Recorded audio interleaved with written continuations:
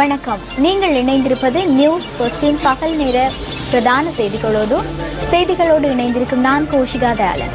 விரிவான செய்திகளுக்கு செல்ல முன்னர் தலைப்புச் செய்திகள். முறையற்ற விதத்தில் நிதி சேகரித்தமை தொடர்பில் அமைச்சர் ரிஷாட் பதியுதீனுக்கு எதிராக பொதுமகன் ஒருவரால் லஞ்ச ஊழல் விசாரணை ஆணைக்குழுவில் முறைப்பாடு.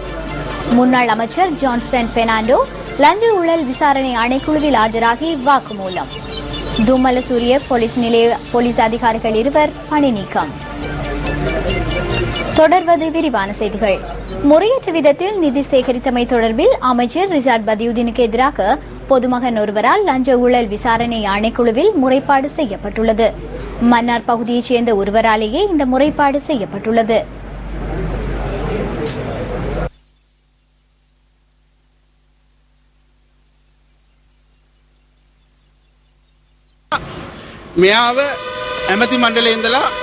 இவரை அமைச்சரவையிலிருந்து விலக்குமாறு கோரிக்கை விடுக்கின்றேன். அவர் தொடர்பில் பல்வேறு குற்றச்சாட்டுகள் காணப்படுகின்றன. மக்களிடம் அவர் தொடர்பான குற்றச்சாட்டுகள் அதிகமாக காணப்படுகின்றன.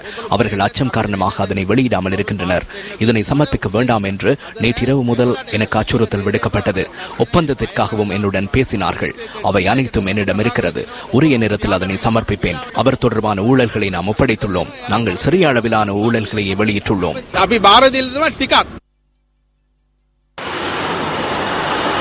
இதேவேளை முன்னாள் அமைச்சர் ஜான்ஸ்டன் பெர்னாண்டோ வாக்குமூலம் அளிப்பதற்காக லஞ்ச ஊழல் விசாரணை ஆணைக்குழுவில் நேரில் ஆஜராகியிருந்தார்.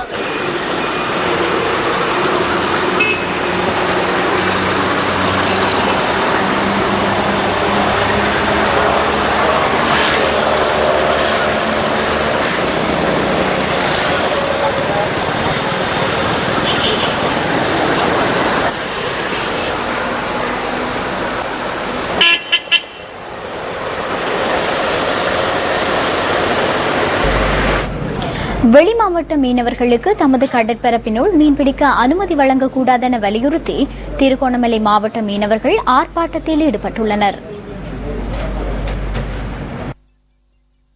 திருகோணமலை பட்டினமும் சூழலும் பிரதேச செயலகத்துக்கு முன்பாக இன்று காலை 9 மணி தொடக்கம் மீனவர்கள் ஆர்ப்பாட்டத்தில் ஈடுபட்டுள்ளனர்.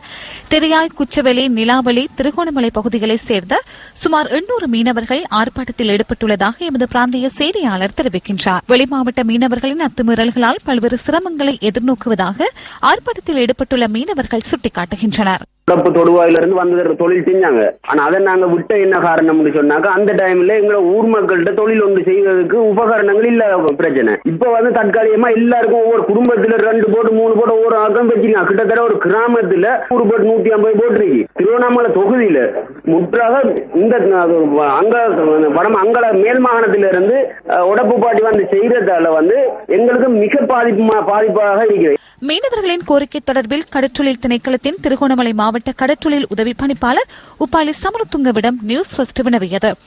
இடம்பெயர் மீனவர்கள் நாட்டின் எந்த ஒரு கடற்பரப்பிலும் மீன்பிடிப்பதற்கு அனுமதி உள்ளதாக மாவட்ட கடற்றொழில் உதவி பணிப்பாளர் கூறினார். திருகோணமலை கடற்பரப்பினுள் வரையறுக்கப்பட்ட எண்ணிக்கையிலான இடம்பெயர் மீனவர்களுக்கு கடற்றொழில் திணைக்களத்தினால் மீன்பிடிப்பதற்கு அனுமதி வழங்கப்பட்டுள்ளதாகவும் அவர் சுட்டிக்காட்டினார். திருகோணமலை கடற்பரப்பில் மீன்வளம் குறையுமானால் அந்த மாவட்ட மீனவர்கள் வெளிமாவட்டங்களில் மீன்பிடிப்பதற்கான அனுமதியை பெற்றுக் கொடுப்பதற்கு நடவடிக்கை எடுக்கப்படும் என மாவட்ட கடற்றொழில் உதவி பணிப்பாளர் மேலும் தெரிவித்தார். இதேவேளை சில தினங்களுக்கு முன்னர் வெளிமாவட்ட மீன்பிடி படகொன்று கும்புறுப்பிட்டி கடற்கரையில் தீக்கிரையாக்கப்பட்டிருந்தமை குறிப்பிடத்தக்கதாகும். குளியாப்பிட்டியவில் அமைந்துள்ள மதுரவத்த பிரதேசத்தின் பகலதியதோர பகுதியில் குளத்தில் நீராடச் சென்ற சிறுவன் நீரில் மூழ்கி உயிரிழந்துள்ளான். குளியாப்பிட்டிய அஸ்பத்துவ சுபாரதி வித்தியாலயத்தில் தரம் 4 கல்வி பயிலும் பசிந்து செனவிந்த எனும் மாணவனே இவ்வாறு நீரில் மூழ்கி உயிரிழந்துள்ளான். இந்த சிறுவன் தனது பெற்றோருடன் குளத்தில் நீராட சென்றுள்ளான். பெற்றோர் நீராடிவிட்டு வெளியேறிய பின்னர் இந்த சிறுவன் மீண்டும் குளத்தில் நீராட சென்ற போதே இந்த சம்பவம் இடம்பெற்றுள்ளதாக எமது பிராந்திய செய்தியாளர் தெரிவிக்கின்றார். சிறுவனின் சடலம் குளியாப்பிட்டிய வைத்தியசாலையில் பிரேத பரிசோதனைக்காக வைக்கப்பட்டுள்ளது.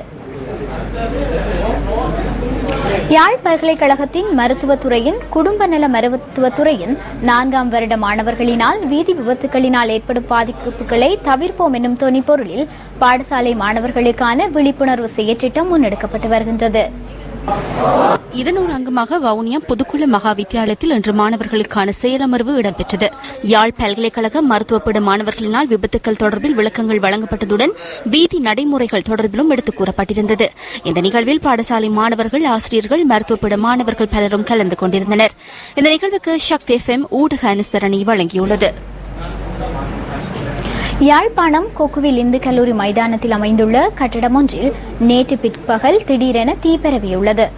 தீயினால் கட்டிடத்திற்குள் இருந்த விளையாட்டு உபகரணங்கள் முற்றாக இருந்து அழிவடைந்துள்ளதாகவும் கட்டிடத்தின் கூரைக்கு பலத்த சேதம் ஏற்பட்டுள்ளதாகவும் எமது பிராந்திய செய்தியாளர் குறிப்பிடுகின்றார்.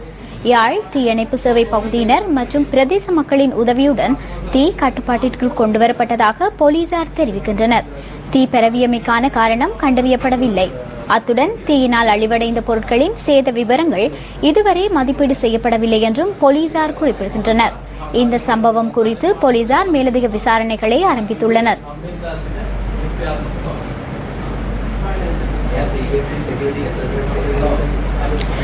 எந்தவிதமான தேர்தல் முறைமைகள் முன்னெடுக்கப்படினும் மாவட்ட ரீதியில் மேற்கொள்ளப்படும் அபிவிருத்தி திட்டங்களில் மாற்றம் ஏற்பட போவதில்லை என ஐக்கிய தேசிய கட்சியின் பாராளுமன்ற உறுப்பினர் புத்திக பத்ரன தெரிவித்தார். நேற்றைய தினம் வெலிகம பகுதியில் இடம்பெற்ற நிகழ்வு ஒன்றில் கலந்து கொண்டு உரையாற்றும் போதே அவர் இதனை தெரிவித்தார்.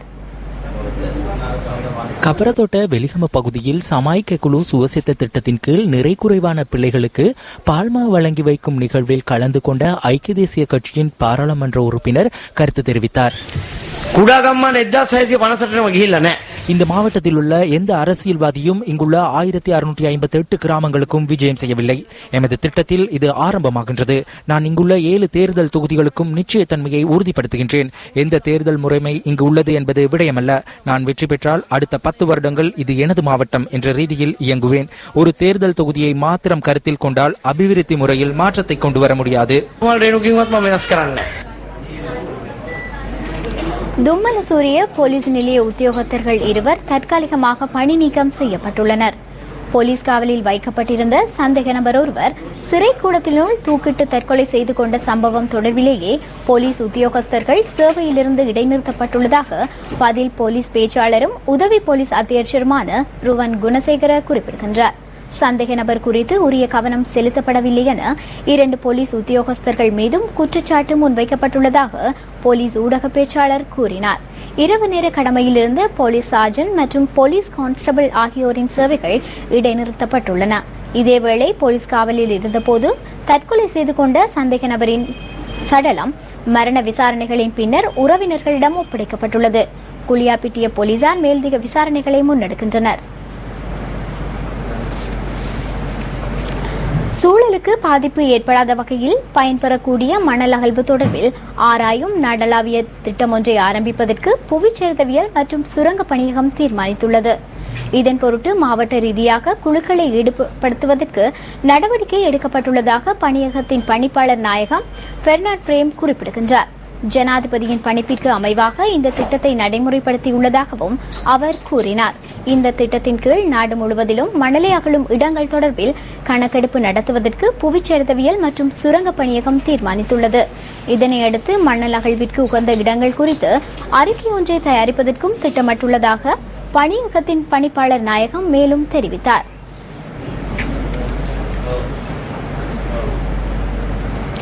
திக்வெல்ல பகுதியில் உள்ள தொலை தொடர்பாடல் நிலையம் ஒன்றினுள் பொருத்தப்பட்டிருந்த டிரான்ஸ்பார்மரில் உரசிய ஒருவர் உயிரிழந்ததுடன் மேலும் ஒருவர் பலத்த காயங்களுக்கு உள்ளாக்கியுள்ளார்.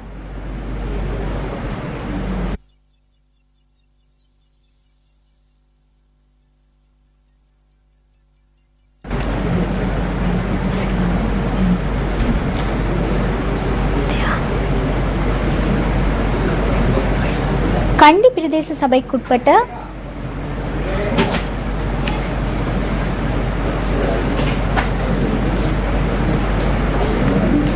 நாட்டின் அபிவிருத்திக்கு போக்குவரத்து அளப்பெரிய சேவையாற்றி வருகின்ற வேளையில் பாதைகள் சில அபிவிருத்தி செய்யப்படாமல் இருப்பது கவலைக்குரியதே. கண்டி பிரதேச சபைக்குட்பட்ட வட்டகல தோட்டத்துக்கு செல்லும் வீதியே இது. சுமார் 200 குடும்பத்தைச் சேர்ந்த 700க்கும் அதிகமானவர்கள் இந்த பகுதியில் வசித்து வருகின்றனர். இவர்கள் தமது அன்றாட வாழ்வினை பலத்த சிரமத்துக்கு மத்தியிலேயே நடத்தி செல்வதாக தெரிவிக்கின்றனர். பாடசாலைக்கு செல்லும் மாணவர்கள் சிரமத்தின் மத்தியில் பாடசாலைக்கு செல்வதுடன் மழைக்காலங்களில் பலத்த சிரமத்திற்கு மத்தியில் பாடசாலைக்கு செல்வதாக பிரதேச மக்கள் தெரிவிக்கின்றனர். முதல்ல எங்க ஊருக்கு சக்தி டிவி நிறுவனத்தால வந்ததுக்கு மிக்க நன்றி. அதாவது எங்களுக்கு பிரதான பிரச்சனையா இந்த பாதை தான் காணப்படுது. ஏன்னா ஸ்கூல் பிள்ளைங்க இங்க இருந்து கெலாபோக்கு ஸ்கூலுக்கு போக வேண்டியிருக்கு. இங்க இருந்து 5 கிலோமீட்டர் அவங்க நடந்து தான் போகணும். போறதுக்கு ரொம்ப சிரமமா இருக்கு. அவங்க நடந்து போய்க்கலாம். மழை ஏதும் வந்துச்சுன்னா இங்க இருந்து போறதுக்குள்ள அவங்க நனைஞ்சிடுறாங்க. அங்க போயிட்டு அவங்களுக்கு புத்தகங்களை எடுத்து வச்சு படிக்க இயலாது. புத்தகம்லாம் நனைஞ்சு போயிடும். இதேவேளை அலுவலகத்துக்கு செல்பவர்கள், வைத்தியசாலைக்கு செல்பவர்கள் மற்றும் அன்றாடம் தமது கூலி வேலைக்கு செல்பவர்கள் என அனைவரும் பயன்படுத்தும் பாதையே இவ்வாறு காணப்படுகின்றது. இந்த விடயம் தொடர்பில் உரிய அதிகாரிகளுக்கு தெரிவித்தும் இதுவரை எவ்வித நடவடிக்கையும் எடுக்கவில்லை என மக்கள் தெரிவிக்கின்றனர். வசதி செஞ்சு கொடுக்கறதுக்கு இல்ல. நாங்கள் எத்தனையோ பையனும் சொல்லி கொடுக்கிறோம், கேட்டும் கேட்கிறோம். எங்க போனாலும் செஞ்சுட்டாலும் செஞ்சு பாடு இல்ல.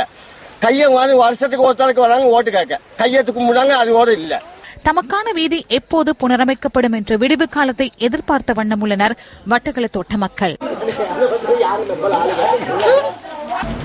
வடக்கின் பெரும் சமர் என வர்ணிக்கப்படுகின்ற யாழ் மத்திய மற்றும் சென்ட் ஜான்ஸ் கல்லூரி அணிகளுக்கு இடையிலான 109வது வருடாந்த மாபெரும் கிரிக்கெட் விளையாட்டுப் போட்டி மத்திய கல்லூரி மைதானத்திலேயே தற்போது இடம்பெற்று வருகிறது. இது தொடர்பான விவரங்களுடன் இணைந்து கொள்கிறார் எமது பிராந்திய செய்தியாளர் கஜீபன். வணக்கம். வணக்கம். வடக்கின் போர் என வர்ணிக்கப்படும் யாழ்ப்பாணம் மத்திய கல்லூரி மற்றும் சென்ட் ஜோன்ஸ் கல்லூரிக்கு இடையிலான மாபெரும் கிரிக்கெட் போட்டியின் 2ஆம் நாள் தற்பொழுது யாழ்ப்பாணம் மத்திய கல்லூரி மைதானத்திலே இடம்பெற்று வருகின்றது. குறிப்பாக தற்பொழுது யாழ்ப்பாணம் மத்திய கல்லூரி அணியினர் துடுப்படுத்தாடி வருகின்றனர். இதன் அடிப்படையில் 51.5 ஓவர்களிலே யாழ்ப்பாணம் மத்திய கல்லூரி அணியினர் 93 ஓட்டங்களை பெற்று 4 இலக்குகளை இழந்திருக்கிறார்கள். பந்துவீச்சினை பொறுத்தமட்டில் சென்ட் ஜோன்ஸ் கல்லூரி அணி சார்பாக லோகதீஸ்வர் 20 ஓவர்கள் பந்து வீசி 9 ஓட்ட மற்ற ஓவர்கள் அடங்கலாக 32 ஓட்டங்களை கொடுத்து 4 இலக்குகளை வீழ்த்தியிருக்கிறார். நேற்றைய தினம் சென்ட் ஜோன்ஸ் அணியினர் 300 ஓட்டங்களை பெற்று 7 இலக்கினை இழந்த நிலையில் ஆட்டத்தை நிறுத்தி யாழ்ப்பாணம் மத்திய கல்லூரியை துடுப்படுத்த அழைத்திருந்தார்கள். இதன் அடிப்படையில் தற்பொழுது யாழ்ப்பாணம் மத்திய கல்லூரி அணியினர் 52.1 ஓவர்களிலே 94 ஓட்டங்களை பெற்று 4 இலக்கினை இழந்திருக்கிறார்கள்.